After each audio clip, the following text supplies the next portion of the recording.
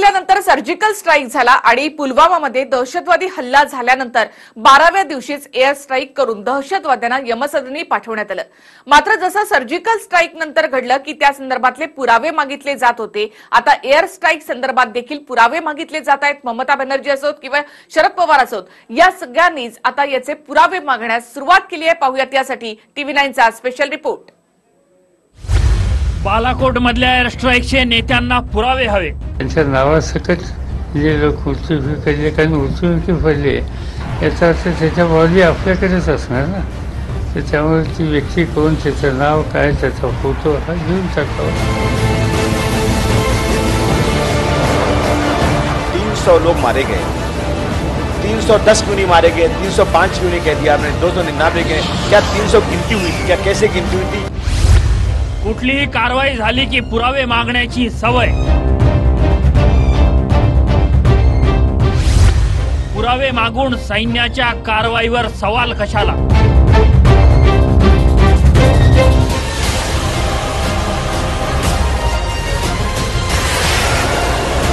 India ने हमारे ऊपर अग्रेशन किया, लाइन ऑफ कंट्रोल वायलेट की। एविडेंस है कि और एक एमराम का जो पीस हमको मिला है यहाँ से।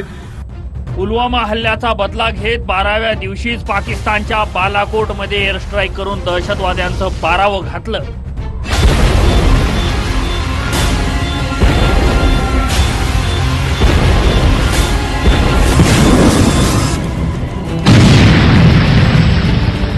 हवाई दलानं कसा हल्ला केला तेही सांगितलं आणि पाकिस्ताननंही मान्य केलं, पण तरीही विरोधक पुरावे करत सुटले। काल 3 लोकांची मी टेलिव्हिजन मुलाखत पाहिली, नेव्ही, एअरफोर्स आणि आर्मी, स्थलसेना, आणि तिघांनी 11 काही दिलेले नाही, किती लोक मारले गेलेले। त्यामुळे ह्या शंका लोकांच्या मनात राहू नयेत म्हणून सरकारने लवकर त्याची माहिती जाहीर करावी। त्यांच्या नावासकट जे लोक मृत्यू पडले कारण मृत्यू पडले याचा अर्थ त्याच्या बॉडी आपल्याकडेच असणार ना, त्याच्यामुळे ती व्यक्ती कोण, त्याचं नाव काय, त्याचा फोटो हा घेऊन टाकावा।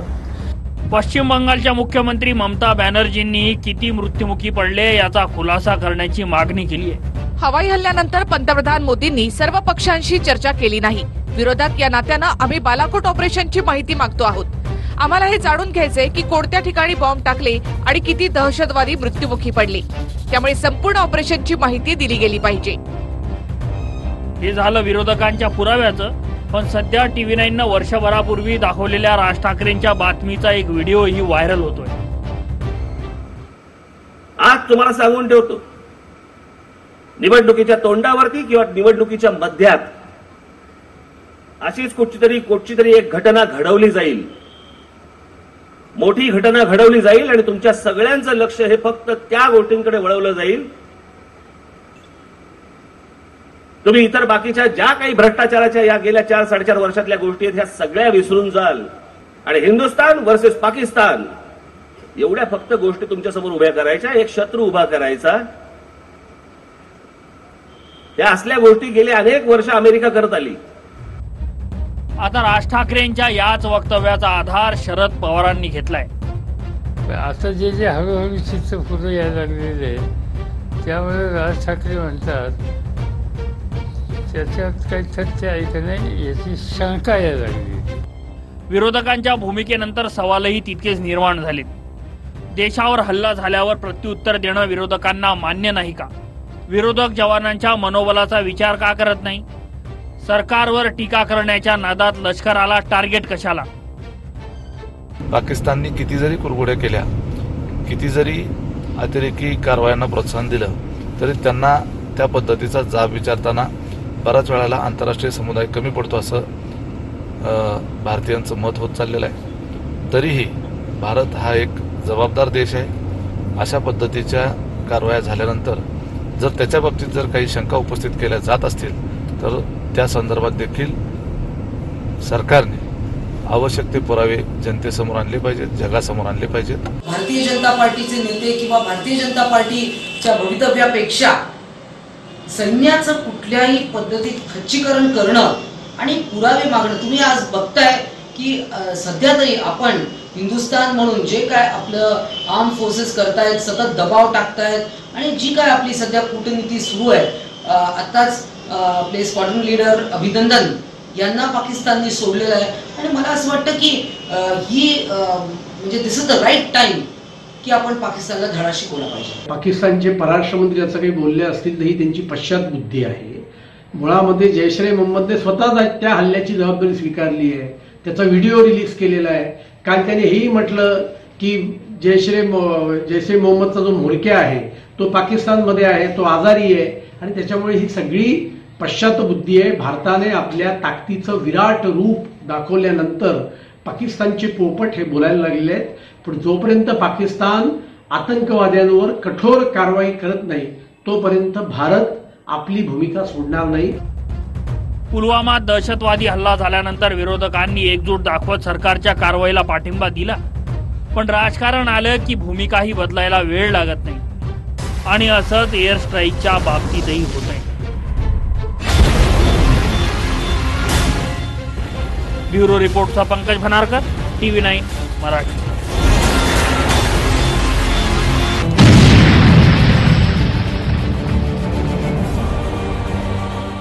भारतानं POK मधल्या दहशतवाद्यांवर हल्ला केला खरा, पण पाकिस्तानचं काय नुकसान झालं? खरंच 300 दहशतवादी या सगळ्यामध्ये मारले गेलेत का? या प्रश्नांची उत्तरं मिळणं अजून बाकी आहे. पण कारवाईचे ACR यंत्रणेद्वारे टिपलेले फोटो जैश ए मोहम्मदच्या बालाकोट मधल्या ट्रेनिंग कॅम्पच्या 4 इमारती उद्ध्वस्त झाल्याचं दर्शवत आहेत. विशेष म्हणजे सरकारी अधिकारी सुद्धा आता या माहितीला पुष्टी देताना दिसत आहेत. भारताच्या एअर स्ट्राईकनं निशाणा साधलाच.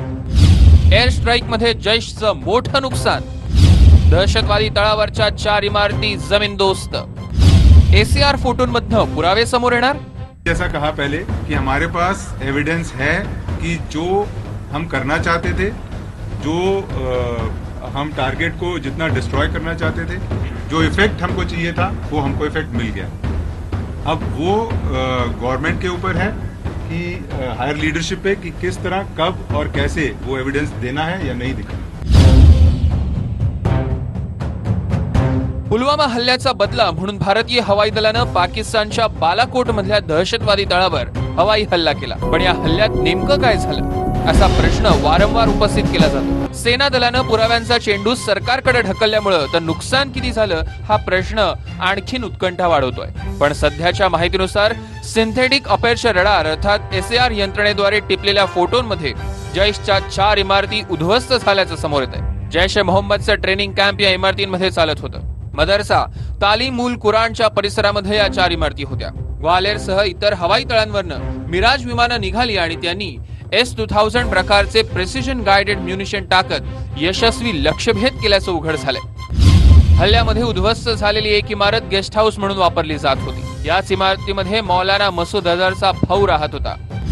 दुसरी L आकाराची इमारत होती. तिचा ट्रेनिंग कॅम्पसाठी वापर केला जात होता आणि सारे ट्रेनर्स याच इमारतीमध्ये झोपत असत. दुसरी इमारत दुमजली होती, त्यामध्ये धार्मिक शिक्षण दिलं जात असे. आणि चौथ्या इमारतीमध्ये सर्व प्रशिक्षण पूर्ण झालेल्यांना शेवटचं लढाऊ प्रशिक्षण दिलं जात होतं. भारताच्या हल्ल्यामध्ये 250 ते 300 दहशतवादी ठार झाले असा दावा केला गेला होता. त्याची सरकारकडनं अजून पुष्टी झाली नाही. तांत्रिक माहितीच्या मर्यादा आणि पुरेशा गुप्तचर विभागांच्या पुराव्यांचा अभाव यामुळे नेमके किती दहशतवादी ठार झाले हे सध्या सांगता येण्याचं झालंय. पण आता फर्स्ट पोस्ट या वृत्तपत्रानं या हल्ल्यात 35 दहशतवादी ठार झाल्याची माहिती दिली. पाकमधल्या साक्षीदारांनी या ठिकाणहून 35 मृतदेह हलवण्यात आल्याचं सांगितलं, ज्यात ISIच्या एजंटचाही समावेश असल्याचं सांगण्यात आलं. विशेष म्हणजे या हल्ल्यानंतर लगेच परिसर लष्कराच्या ताब्यात घेण्यात आल्यानं पाकिस्तानच्या खोटारडेपणावर काही प्रश्न उपस्थित होतात. पहिला प्रश्न म्हणजे भारताच्या हल्ल्यानंतर पाकिस्ताननं हा मदरशांचा परिसर सील का केला. दुसरा प्रश्न म्हणजे काहीच नुकसान झालं नाही तर पाकिस्ताननं लगेचच पत्रकारांना मदरशात का नेलं नाही. भारतीय हवाई दलानं या हल्ल्यात इस्रायल बनावटीच्या बॉम्बचा वापर केला. हे बॉम्ब फक्त इमारत नष्ट करत नाही तर इमारतीच्या आतमध्ये घुसून नुकसान करतात. S-2000 बॉम्ब यंत्रणा खूपच वैशिष्ट्यपूर्ण आहे. ती इतर बॉम्ब सारखी फेकले आणि फुटले अशी नाही, त्याची अचूकता मोठी आहे. परिसरात जॅमर किंवा प्रतिरोधक असतानाही हे बॉम्ब फुटतात. शिवाय दाट ढग असले तरी ते बॉम्ब अचूक लक्ष्यभेद करतात. इमारत असेल तर आधी इमारतीच्या छतावर स्थिरावून या बॉम्बचा स्फोट होतो. त्यामुळे सारी इमारत नष्ट न करताही आतल्या एखाद्या विशिष्ट भागाला लक्ष्य करता येतं.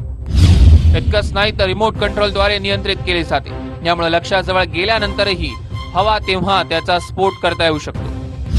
पीजीएम बॉम्बचं आणखीन एक वैशिष्ट्य म्हणजे हे पडलेल्या ठिकाणी जमिनीमध्ये जातं आणि भूसुरुंगाचा स्फोट झाल्यासारखा स्फोट होतो. SAR द्वारे घेतलेल्या फोटोंमध्ये इमारतींचं छत गायब झाल्याचं दिसतंय. 2 दिवसानंतर या इमारतींचं छत दुरुस्त करण्यात आल्याचंही दिसतंय. त्यामुळेच नुकसानीची तांत्रिक माहिती भारताला मिळणं कठीण जातंय. किती दहशतवादी ठार झाले याविषयी स्पष्ट माहिती नसली तरी पाकिस्तानची लपवाछपवी बरंच काही सांगून जाते. त्यात आता SAR फोटोही समोर आल्यानं भारताचं एअर स्ट्राईक यशस्वी झाल्याचं समोर येत आहे. Bureau report, TV9 Marathi.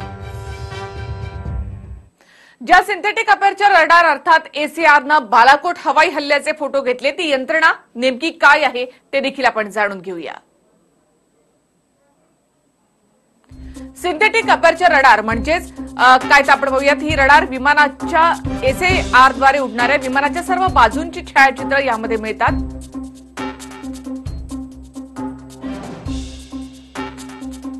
हाय रेझोल्युशन छायाचित्र आपोआप यामध्ये स्टोअर केली जातात. त्याद्वारे विमानाच्या उड्डाणाच्या मार्गातील अडथळ्यांची माहिती सुद्धा मिळते. SAR द्वारे सर्व भौगोलिक परिस्थितीची परिपूर्ण माहिती यामध्ये मिळते.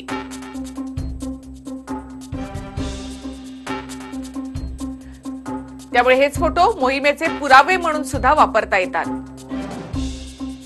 SAR यंत्रणा ही अंतराळामध्ये जाणाऱ्या उपग्रहात सुद्धा लावली जाते. समुद्रात प्रवास करणाऱ्या जहाजांमध्ये सुद्धा ही यंत्रणा वापरली जाते.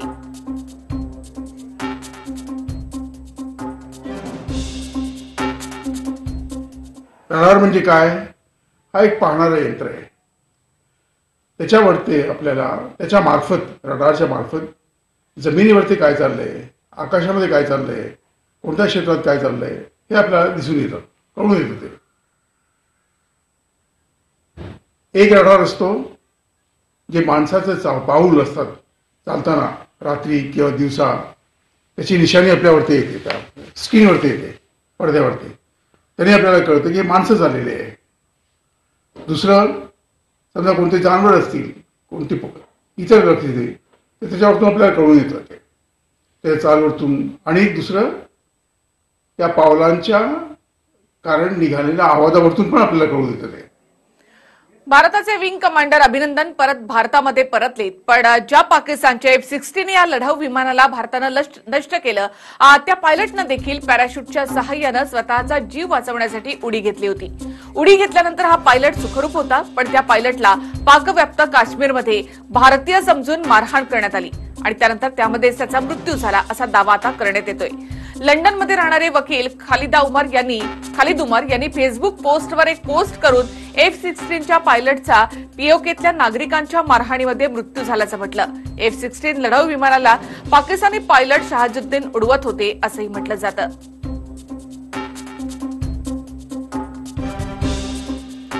खालिद उमर यांची पोस्ट काय आहे ते आपण पाहूयात. तर पाकव्याप्त काश्मीरमध्ये विमानातून उडी घेतल्यानंतर पाकिस्तानी पायलट जिवंत होता. मात्र जमावानं त्याला भारतीय समजून खूप मारहाण केली आणि जेव्हा त्यांना माहिती पडलं की हा पाकिस्तानी आहे त्यानंतर पायलट शहजादुद्दीन यांना हॉस्पिटलमध्ये दाखल करण्यात आलं. मात्र उपचाराच्या दरम्यान त्याचा मृत्यू झाला. तो निवृत्त मार्शलचा मुलगा होता. 2 एअर मार्शलचे मुलं अभिनंदन आणि शहजादुद्दीन यांनी आकाशामध्ये लढाई लढली. दोघेही जमिनीवर पडले पण आता एक जिवंत नाहीये.